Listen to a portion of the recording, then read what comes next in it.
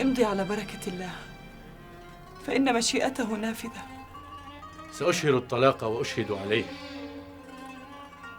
ثم أجد لي مكانا أبيت فيه إلى أن أرحل عن أغمات. إنها دارك، فإن أردت. لا، إنها دارك الآن، أما داري فإنها تنتظرني في قلب الصحراء، ولا أدري كيف وأين تكون. السلام عليك يا زينب. عليك السلام.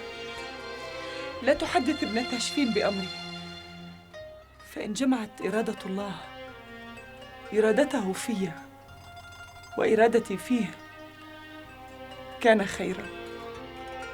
الحمد لله.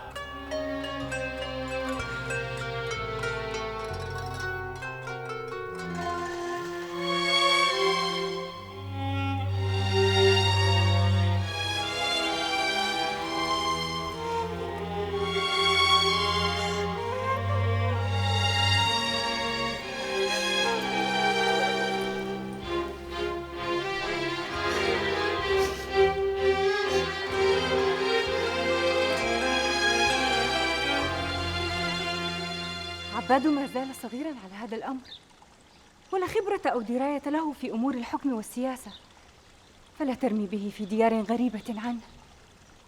قرطبة تنكرت لآل جهور كلهم بعد أن حكموها ابناً عن أب عن جد، فكيف بفتى يافع غريب عنها؟ بنو جهور اغتصبوا الحكم ولا حق لهم فيه، فنفر منهم أهل قرطبة وتمنوا الخلاص منهم، وجاء الخلاص على يدنا، وعباد منا ويحكم باسمنا. أتكرهين لابنك أن يكون في مثل هذا الموضع؟ بل أشفق عليه منه. لما لا يكون أحد أخويه الأكبر منه؟ وآخرهما لغير هذا. وما يخفيك أن ما على الأمير إلا أن يأمر فيطاع، وقد وضعت حوله ومن معه من يقومون بما يعجز هو عنه. سأذهب الآن إلى مجلسي وأبعث إليك بعباد تقضين معه سحابة هذا اليوم وتباركين خروجه إلى قرطبة. ما زلت أتمنى عليك ألا تفعل. قد أعلنت الأمر في قرطبة وفي إشبيلية.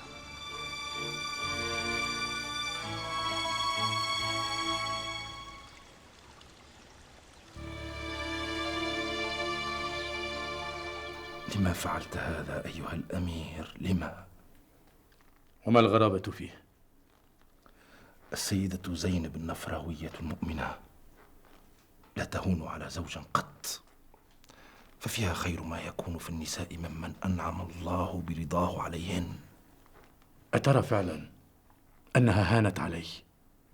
لا والله يا يوسف، ما فعلت هذا إلا إعزازا لها، ولكي أجنبها ما ينتظرني في خروجي إلى الصحراء. حسبت هذا وأحببت سماعه منك. قل لي يا يوسف،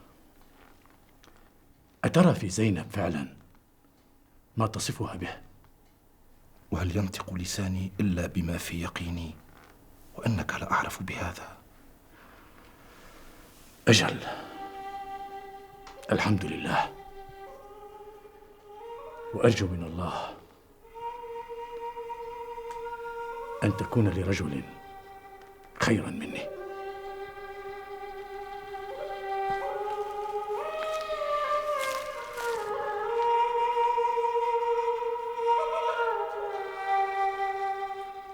أين العربي المسلم؟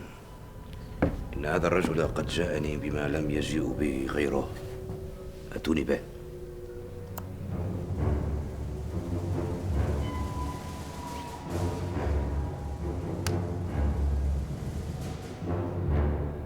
هذا ما بلغنا، فمن مر بتلك البقاع شهد ما يحشد الإسبال، ولا أحسب أن وراء الحشد إلا خطرا نهدد به.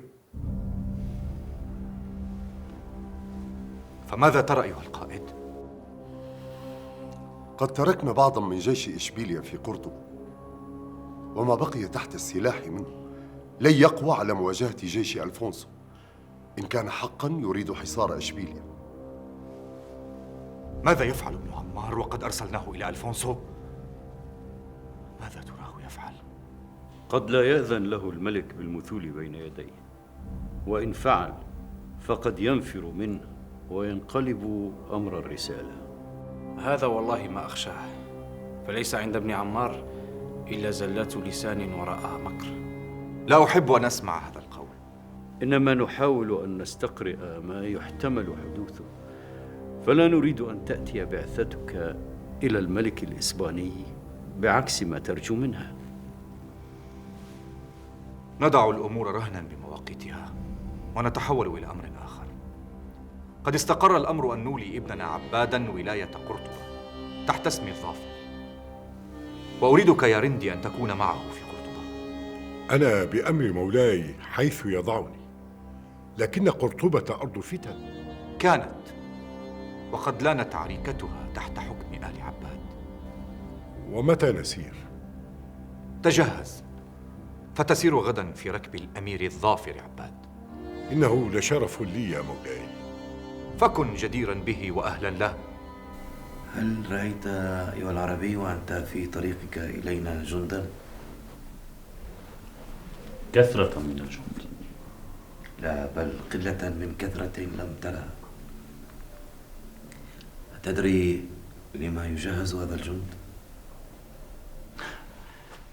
يا عظمة القيصر، إنما أنا رجل سلم ومسالمة، ما حملت يوما سيفا ولا رميت بسهم، فما أدراني بحال الجند ولما يجهزون ولأية غاية. لا تراوغ أيها الرجل، أم أنك تستسيغ المراوغة كما نقل إلينا عنكم؟ فأنتم تراوغون كثيرا، لكنك الآن تقف بين يدينا. وأنا أتشرف بهذا يا سيدي. وما بعثت لتقف هذا الموقف إلا لخشية مولاك مما نعد له. وماذا يعد صاحب العظمة لإشبيليا وملكها؟ أترى أيها الرجل أن إرسال وفد من مولاك إلينا يجنب غضبنا وما يتعدده من خطر؟ وبماذا أغضب مولاي المعتمد سيد القيصر؟ أخذه لقرطبة. وبين مولاي وبينكم عهد وميثاق، فما كان له أن يجرد جيشا دون أن آذن له. ما قدمت لأتشرف بالوقوف أمام عظمة القيصر بسبب هذا، فأنا رجل أبسط من هذه الشؤون الكبرى، وإنما أكرمني مولاي المعتمد بحمل هديته لعظمة القيصر، وقد فعل. الشطرنج. أجل يا سيدي، وقد فعلت، فإن رأيت أذنت لي بالانصراف. فأنت إذن لا تجيد إلا حمل رقع الشطرنج. بل أجيد اللعب به أيضا يا سيدي. قد ذكرت هذا وتفخرت به. أعذرني يا سيدي، ليس لدي ما أتفاخر به إلا هذا. هل لعبت مع ملكك؟ مولاي المعتمد، نعم، وغلبته. وهل جربت؟ إنها ساحة الحرب الوحيدة التي أخوض غمارها يا سيدي. لعل مولاك هذا مهزوم ضعيف في الساحتين، ساحة القتال وساحة الشطرنج. اسمع، هل طمحت يوما أن تلعب أمام قيصر؟ يا سيدي، هذا شرف أن لي أن أبلغه، وطموح لا أطاله. فإن تنازلنا ونازلناك على هذه الرقعة. يا سيدي، لا تهدهد في أحلاما لا تتحقق. قبل أن نصرفك أيها الرجل، نلعب معك لعبة واحدة لنرجعك إلى من بعثك مهزوما في معركتك على هذه الرقعة، وتبشره بالهزيمة التي سيتجرعها حين نسير بجيشنا إليه. أما الأولى فلي شأن فيها، وأما الثانية قل. يا سيدي، إن أذنت لي فللشطرنج أحكامه. وما هي؟ أتشرف باللعب مع سيد عظمة القيصر، فإن غلبتني فلك حكمك في، وإن غلبتك. ويحك أيها العربي، أتجرأ؟ دعه يتم. ما هو حكمك؟ أفصح عنه بعد ختام اللعب. هذا إن ترك لي عظمة القيصر فرصة أنتصر فيها. لا ألعب على حكم مجهول، لعله شيء خارج الطاقة. لا شيء خارج طاقة مولاي القيصر. حسنت القول أيها العربي، ولا بأس، قد قبلت. فاجعل بيني وبينك شهودا. ويل لك، لا تثق. يا عظمة القيصر، للعبة الشطرنج أحكامها، وإني أنزل عند هذه الأحكام. لا بأس إذن، ليهيأ لنا مجلس يلاعب فيه هذا العربي ويحضره الشهود، فإنه لعب يسبق الجد.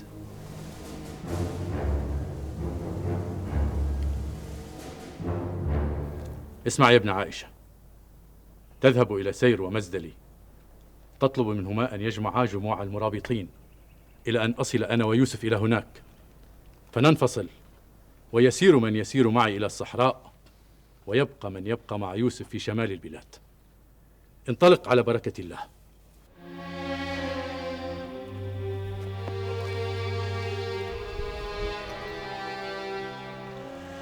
متى سترجع من الصحراء؟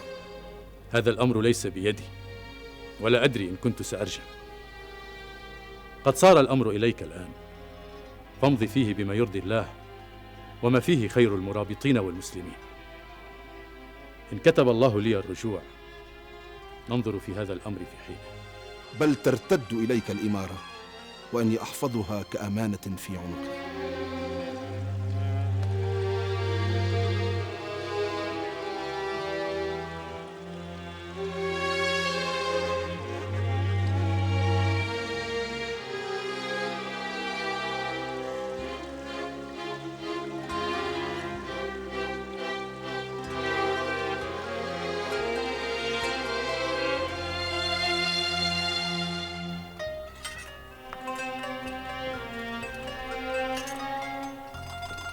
كفكي في دموعك، فبعد حين تلقينه بالبهجة حين يرجع. أيرجع؟ أخشى أن يكون أبوه قد بعث به إلى هلاكه في قرطبة. ماذا تقولين؟ هيا كفكفي، فلا ترى بثينة دموعك وتنقلين إليها هواجسك. تعالي يا بثينة. هل جهزتم كل شيء؟ أجل يا سيدي. والشهود؟ أنت كثير الإلحاح أيها الرجل. إنني الطرف الضعيف يا سيدي. بل حقك محفوظ لدينا بما اشترطت. فهل يعزني سيدي ويعزز موقفي الضعيف؟ ماذا؟ أن يقسم عظمة القيصر لينفذ لي حقي وحكمي إن غلبت. أنت كثير الغرور أيها الرجل، ما زلت تتحدث عن الغلبة والنصر. لا بأس، أقسم.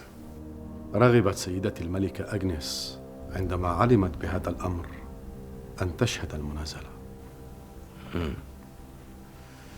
سيدتك الملكة لم تشهد زوجها في ساحة الحرب، فلتشهد هذا النزال على رقعة الشطرنج. لا بأس. كنت تبكين، رأيتك وأنا داخلة وحاولت أن تخفي عني، فما الذي تكتمينه؟ وهل تقدر أن تكتم عنك؟ هذه دموع الأمهات غزيرة، تنهمر في الحزن مثلما تنهمر في الفرح. أكانت تلك دموع فرح أم دموع حزن؟ أدرك ما بك، إنه عباد. ما به عباد؟ هذه أول مرة يفارقك أحد منا.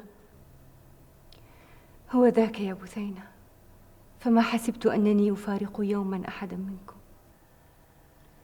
فوطدي نفسك على هذا يا أماه. لن يبقى إخوتي لاصقين بك هنا في إشبيلية. أبي يعد لهم غير هذا.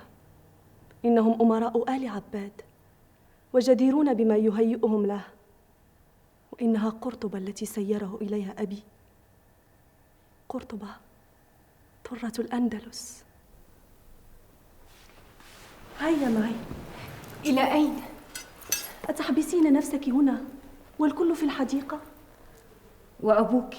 لا، إلا هو، إنه في مجلسه. إخوتي الرشيد والمأمون والراضي وحتى هشام وأختي. جئت لأخرجك لا لأبقى معك. هيا يا شهد، هيا.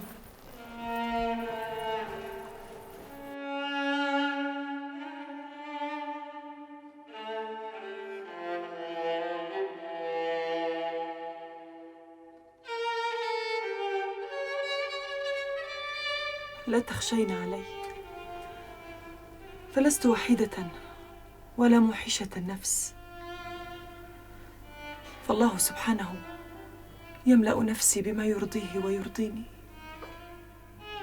أرجو أن يتمكن سير من جمع إخواننا المرابطين.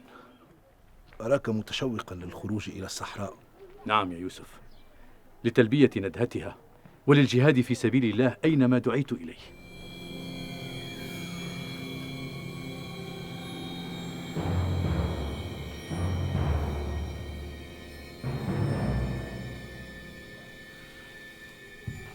هذا ظلم يا عظمة القيصر. ظلمت وأحرجت موقفي وضمنت لنفسك الغلبة.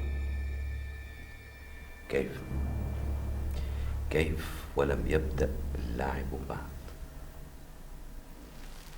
عندما أرى أمامي وجه سيدتي الملكة الصبوح يتشتت ذهني وتشل حركتي، فلا أعرف أي البيادق أحرك.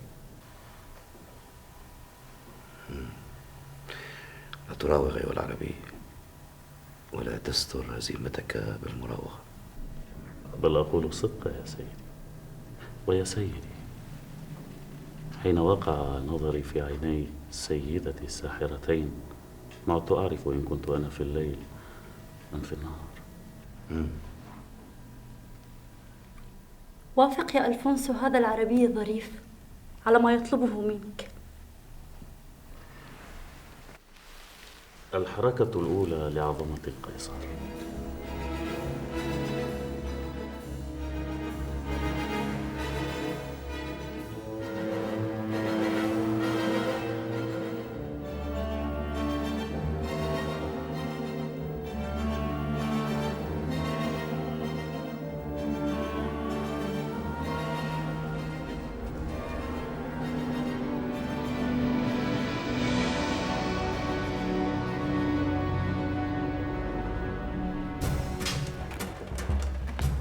ما حسبنا أن ترجع إلى قرطبة بعد أن غادرتها يا ابن عكاشة. وهل أطيق بعدا عنها؟ اضطررت إلى التخفي زمنا. انتظرنا وإنها الفرصة السانحة. هذا ما أعادني، كأنما قرطبة هذه المرة تتهيأ لنا. كيف؟ كانت عصية علينا في زمن ابن جهور، فهل تخضع في زمن ابن عباد؟ وأين ابن عباد هذا؟ لقد انتشى بنصره ورد جيشه ليحميه في إشبيلية، وما أبقى في قرطبة إلا جندا لن يقدروا أن يحموا رؤوسهم. لقد أعددت الخطة، لكن يلزمنا العدد من الرجال القادر على تنفيذها. تقدر أن نجند ما يلزمنا من الرجال؟ ممن كانوا يناهضون ابن جهور بالأمس ويعادون ابن عباد اليوم؟ وإنهم كثر. لن تكون مواجهة مكشوفة في البداية. سنعمل بتكتم وتستر إلى أن نشعل فتنة تحرق من أبقى ملك إشبيلية في قرطبة وتسلم لنا قيادها. لا أطيق أن نفشل هذه المرة. انتشروا لجمع من تقدرون إلى أن نتمكن من الخروج للمواجهة. لن نتراجع هذه المرة إلا وقرطبة في قبضتي. أقصد قبضتنا. يا ابن عكاشة، ألا نستعين بمن يعادي المعتمد بن عباد وآل عباد لبلوغ غايتنا في الاستيلاء على قرطبة.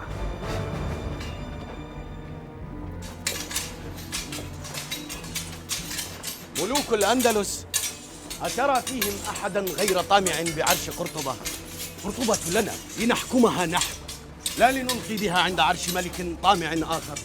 لا يليق لها إلا أنت يا ابن عكاشة، فقدنا إلى غايتك هذه وإننا لن نخذلها.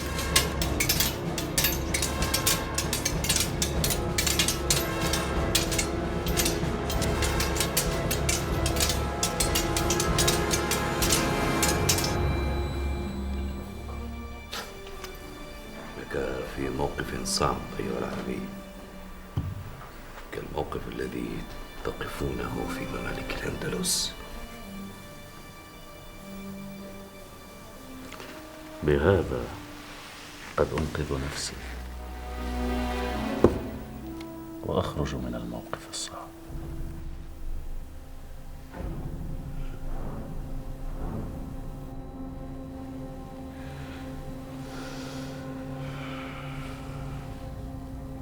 أرهقت نفسك يا عزيزتي، أليس كذلك؟ بل استمتعت. ما حسبت النهار ينقضي دون أن نحس به، ويهبط الليل ولا تنتهي هذه اللعبة. يا عظمة القيصر، رقعة الشطرنج كساحة الحرب، فإن كان من يقودان المعركة عليها حاذقان وقادران على الكر والفر والتخطيط، طالت المعركة. تقارن نفسك بي أيها الرجل؟ على رقعة الشطرنج وحسب يا سيدي. ولا هذا. اسمع أيها العربي، لا أنكر أنك حاذق وماهر في هذه اللعبة، لكن وقاحتك فوق مهارتك. ولولا أني أريد أن تصل هذه اللعبة إلى غايتها وإلى ختامها لما أبقيت عليك. معذرة يا سيدي، إنما قصدت أن أقطع الصمت ووجوم اللعب بحديث يسرع عن النفس. تشفعي لي يا سيدتي الملكة، يكفيني ما ألاقي على هذه الرقعة. ليس وقحا يا ألفونسو، بل أنت ظريف ومسلي، ولقد تسليت بحديثك أكثر مما تسليت بهذه اللعبة التي لم أفهم من أسرارها شيئا. سأذهب إلى النوم. أتم اللعبة غدا. صدع من يحرس هذه الرقعة. قد حفظت البيادق في مواقعها يا سيدي، ولن يخفى علي الأمر إن حرك. كأنما رأسك أيها الرجل ليس إلا رقعة الشطرنج.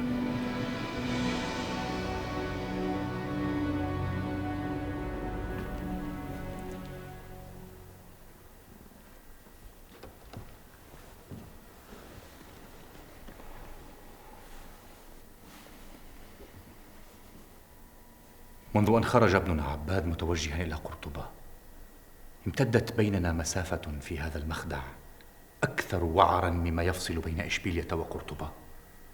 فأعده إلينا. أشوق وممر زمن، أم جزع وما كاد يصل؟ لا أفرق، أعده قبل أن يصل إليها. لا، يجب أن يتمرس على الحكم. أفعل مع أبنائي مثل ما فعل أبي معي. أبوك قتل أحد أبنائه لأنه فشل وتآمر. وسجنك أنت لأنني خذلته، ولا أريد أن يخذلني أبنائي. فتدفع بهم إلى الهلاك؟ أي هلاك تتحدثين عنه؟ وأي جزع يمسك بك؟ أنا لم أبعث أحد أبنائنا إلى حرب كما فعل بي أبي. أنا بعثت عبادا إلى قرطبة بعد أن انتهت الحرب ليتمرس في الحكم لا ليحارب، وحوله من آمنوا لهم. فاصرفي هذه الهواجس عنك. ليتني أقدر. كأنك لم تنم ليلتك. ما الذي أرقك؟ رهبة ما أنا فيه، الجلوس في حضرة عظمة القيصر، فكيف إن كانت بيننا هذه الرقعة وهذه اللعبة؟ عليك أن تنهي هذه اللعبة. إنما خوفي يا سيدي من نهايتها. أشفق عليك أيها العربي. لا أستحق الشفقة، فإن كانت نهايتي على هذه الرقعة بنهاية تعب فقد نلت قبل ذلك كل ما أرجوه: الجلوس في حضرة عظمة القيصر والنظر في وجه سيدتي الملكة، وهذا غاية ما أتمناه في دنياي.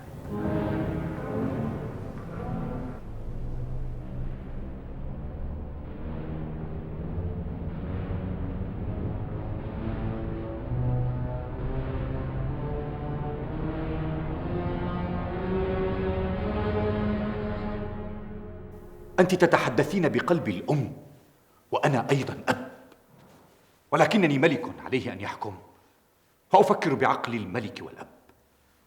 قد وعدتك عندما يعود ابن عمار من بعثته إلى الملك ألفونسو وأطمئن على استقرار الوضع في قرطبة أنني سأنظر في الأمر وأتدبره وأعيد عبادا إلى إشبيليا. ولماذا تربط الأمر بابن عمار؟ وما الذي يفعله عند ألفونسو؟ أرجو أن يقتله ملك الأسبان فلا يرجع أبداً.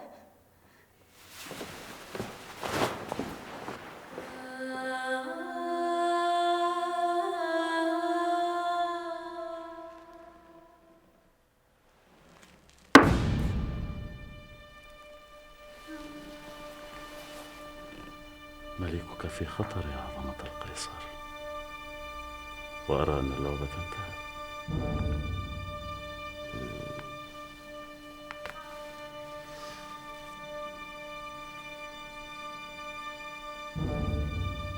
أبعدوا هذا الرجل من أمامي، أبعدوه. لما يا ألفونسو؟ إنها لعبة والرجل لم يذنب.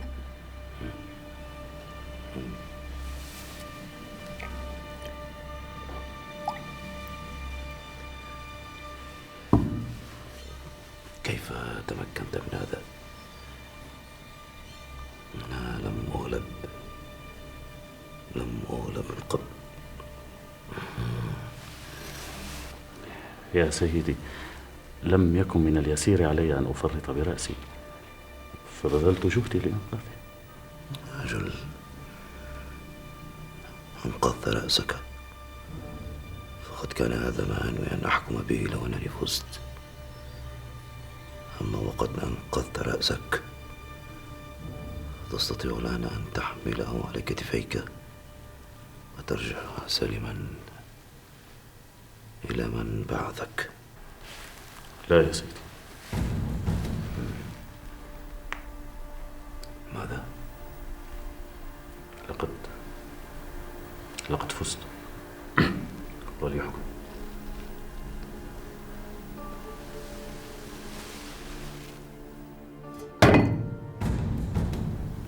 حكم على القيصر أيها الرجل.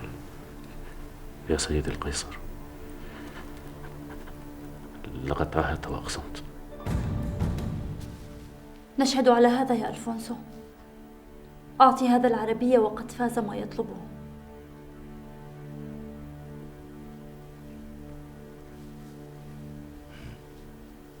حكمك وما تطلب، هذا وقد أبقيته مضمرا خفيا. فأكشفه له؟ قل.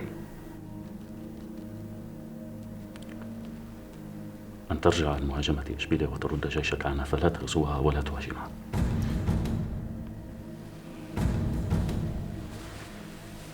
تتطاول على حكم الملوك وقراراتهم يا رجل. ليس عندي غير هذا الحكم ولا أطلب غيره.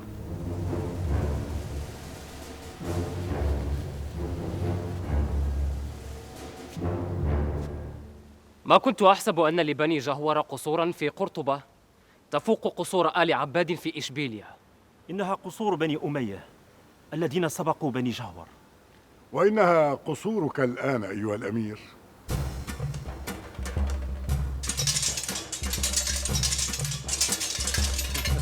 إلى هذا الحد يستهين المعتمد ابن عباد بشأن قرطبة فيرسل إليها بابنه الصغير الغر.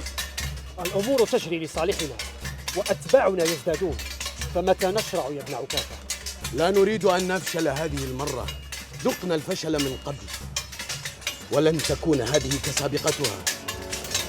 يزداد الأتباع لكن ينقصنا السلاح. وما سلاح الفتنة؟ الفتنة ستقود إلى مواجهة، فلا نشعل هذه لنحترق نحن بها، بل لتكون لنا السيطرة التامة من ورائها، فنتمهل حتى نضمن هذا الفوز. واصلوا ما شرعنا به إلى أن تصير لنا قوة نظهر فيها. كيف لهذا الرجل أن يحكم بأمر كهذا؟ لقد عرف يا سيدي شدة ولعك بهذه اللعبة، فلعبها بمهارة. لعبة على رقعة صغيرة لا تتحول إلى لعبة في شؤون الحرب والممالك. لن أخضع لهذا الحكم ولن ينال هذا المطلب. أترى يا مولاي يليق بعظمة القيصر وملك الملوك أن يحنث بقسمه وأن يرجع عن عهد قطعه؟ هونتم علي الأمر وأنا أجده أصعب علي من كل ما واجهت. لقد خدعنا جميعا يا سيدي. حسبنا أنه إن أنقذ رأسه بالفوز سيكتفي بطلب يسير كالمال، أو أنه سيكتفي بشرف اللعب مع عظمة القيصر. فماذا ترون؟ لا مجال هناك يا سيدي لهذا الرجل إلا أن ينال ما طلب. أرجع عن إشبيلية؟ إلى حين؟ حتى ينسى هذا الأمر وينسى الشهود ما شهدوا عليه. ألا تقول شيئا يا ابن شاليب؟ هل تخلى عنك مكرك؟ بل أدخره يا سيدي لمثل هذا. قل. يا سيدي، أنا أرى خيرا في هذا الذي حدث. أي خير؟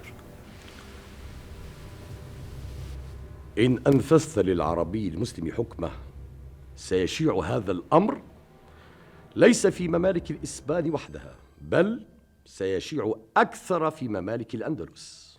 ويقال إن القيصر ألفونسو السادس التزم بعهد قطعه لرجل عربي مسلم لمجرد لعبة شطرنج بينهما.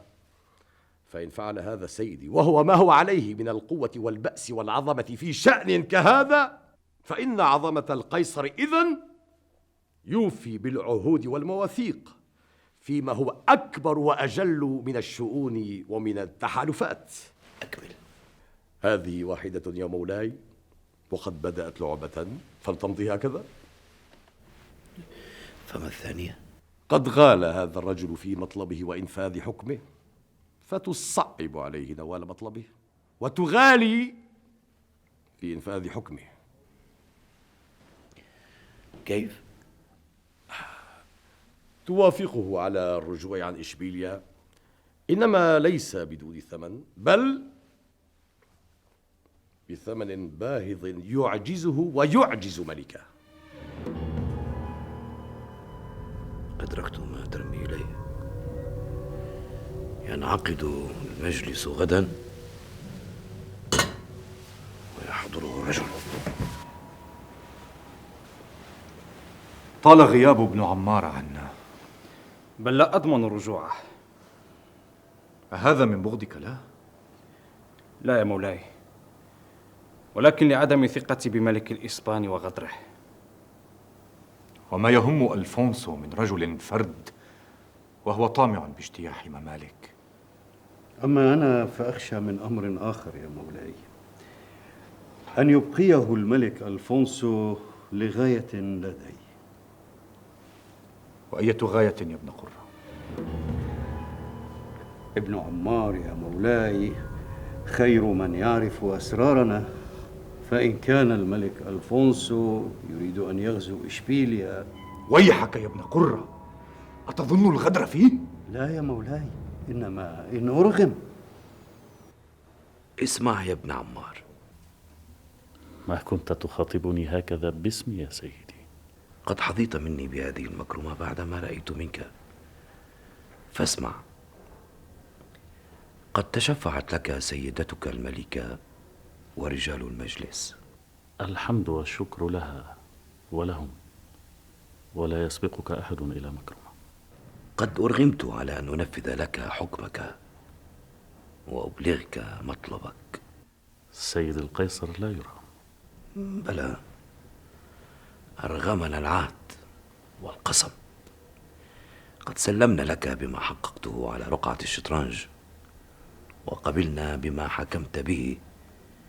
إنما يجب أن تدرك أن أمور الممالك لا تؤخذ هكذا. أدرك هذا يا سيدي، وما طلبت إلا أن ترجع عن غزو إشبيلية وترد جيشك عنها. وبين إشبيلية وقشتالة عهد، ومولاي المعتمد يدفع لكم الجزية. قام المعتمد بن عباد برد ابني ذي النون عن قرطبة وأخذها، وألحق به هزيمة. وتعرف أن ابن ذي النون صاحب طليطلة حليفنا، وقد استنجد بنا وحرضنا ضد إشبيلية وملكها، وأن ابن ذي النون يدفع لنا جزية ضعف، فتدفعه. ندفع أكثر يا سيدي. هل أنت مفوض بهذا أيها الرجل؟ أنا وزير مولاي المعتمد، وهو من بعث بي إليكم.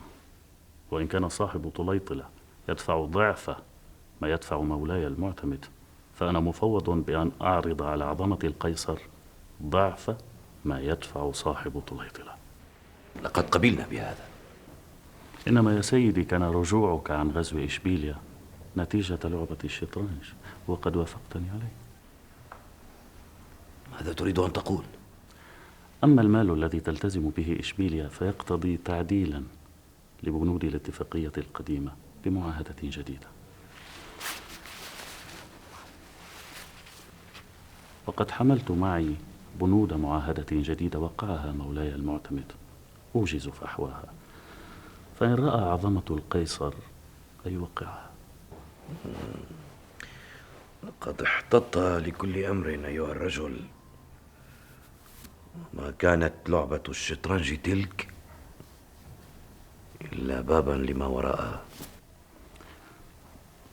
قد علمنا شغفك بهذه اللعبة وولعك بها.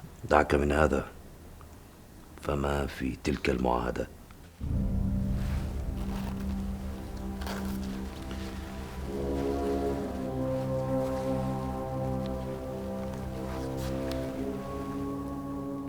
يتعهد الملك ألفونسو السادس ملك قشتالة ونافار وأريغون وجليقيا بأن يقدم لحليفه الملك المعتمد بن عباد ملك إشبيلية العون والمساعدة في حروبه ضد جميع أعدائه من ملوك الأندلس، ولا يعارضه فيها. ويتعهد الملك المعتمد بن عباد بأن يدفع للملك ألفونسو السادس المال المقدر المتفق عليه، وهو مبلغ ضاعفه. أكمل. ويدفع كل سنة دون تأخير أو إنقاص.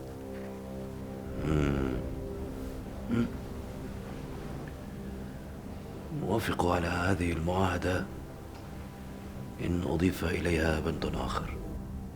أجل. أضف ألا يعترض المعتمد بن عباد ملك إشبيلية طريق القيصر ألفونسو السادس إذا ما أراد أن يغزو طليطلة وينتزعها، مملكة عدوهما المشترك. ما بك؟ قدمت يا عظمة القيصر أن صاحب طليطلة بن ذي النون هو حليفك. الأحلاف تنعقد وتنفرد. سيوافق مولاي المعتمد على هذا البند. ترجع إليه به؟ أنا مفوض بالموافقة. إذن تعد المعاهدة لتوقيعها. أخرج في الناس، أخالطهم، أقف عند حاجاتهم، وأجول في قرطبة. لا تفعل أيها الأمير. أنا منذ زمن في قرطبة ولا أمان فيها. إنك مطبوع على طيبة القلب وصفاء النفس وجود اليد، لكن الأمور لم تستقر لك بعد، وإنني أضع بين يديك النصيحة والمشورة. أريد أن يميل أهل قرطبة إلى آل عباد، ولا نريد أن يفلت زمام الأمور من أيدينا.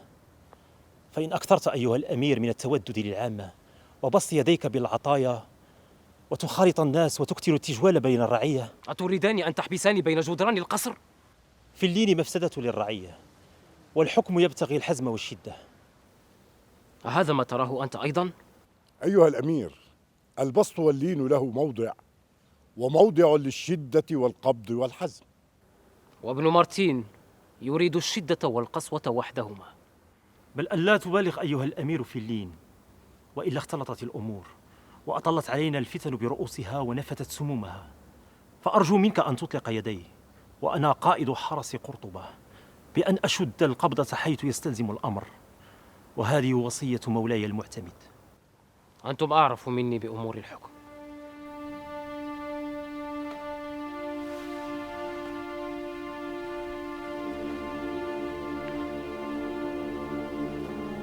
أتأذن لي عظمة القيصر بالرجوع إلى دياري وأنا أحمل معي خير ما يمكن أن أرجع به؟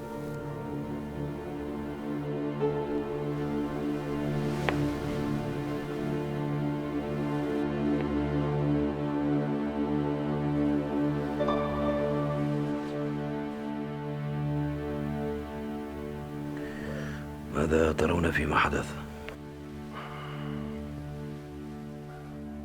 يا سيدي، إن هذه الوثيقة التي خرج بها للتو هذا المسلم وهو حريص عليها ستكون بداية النهاية لممالك الأندلسيين كلهم. إنها بداية انهيار الأندلس وزوالها.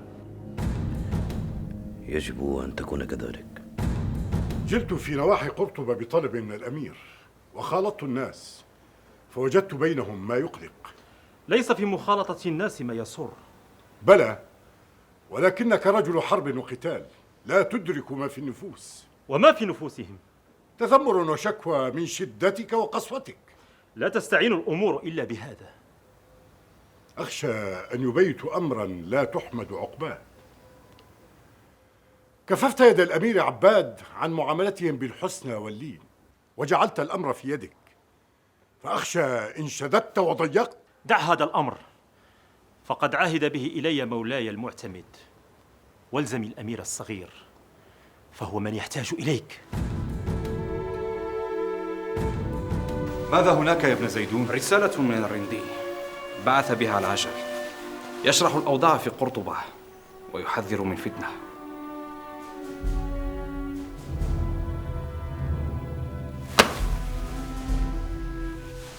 لن يهجعوا للنوم في ليلهم هذا.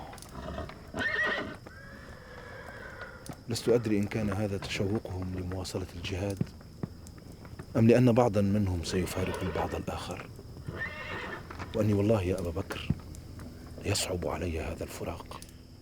قد أخبرتهم وخيرتهم بين من سيرجع معك إلى الصحراء ومن يذهب مع يوسف إلى أغمات. وماذا كان منهم؟